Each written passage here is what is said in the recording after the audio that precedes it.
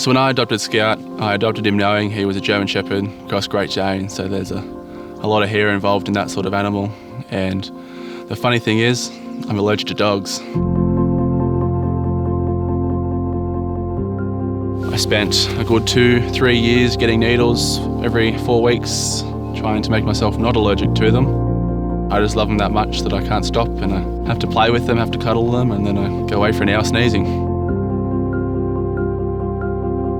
Over the few months, I became friends with the store manager at Petbarn. I'd go up there at least once a week and I'd see them, and then one of the times I was up there, the RSPCA lady was there as well, and she had four or five different German Shepherd puppies in her car. I went out and played with them all, and that's where I met Scout. When I first got him, I don't know, he would have been about 15 kilos, I reckon.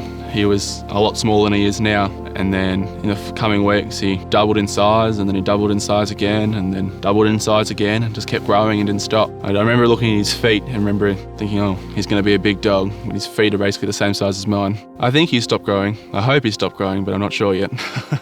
I guess the funniest thing I think about Scout is, considering that he's quite a large dog, he refuses outright to jump into the back of my ute. Even though he could probably just step up into it, he refuses no matter how much I encourage him. Life on the farm's pretty cool. There's plenty to do. We're back onto the river, we've got some dams, paddocks, you name it, we've got it. Scout and Sutton, they love the dams, they love the river. There's plenty of dams for them to swim in. They love to chase the ducks that swim in the dams. 1,000 acres, they can try and chase the sheep, but they don't do very good at that.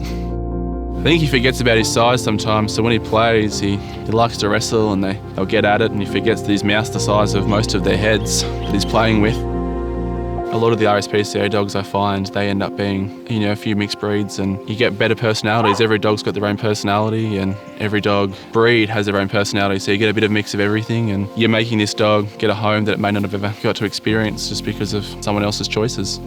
My advice to anyone who's considering adopting, first and foremost, would be do it. It's a super rewarding thing. RSPCA and Petbarn are there to help you the whole way. They're super supportive. Sometimes the dogs, they can end up being a little bit timid depending on what their life story is, and you've got to be ready to invest in that. But other times you luck it and you get dogs like Scout who they're just ready, loving, ready to go. It's a super rewarding thing, and I'd just say go do it. The love I have for Scout is it's hard to explain. It's an unconditional love that, it's always going to be there no matter what happens. It's something really special, and I'd never want to lose it.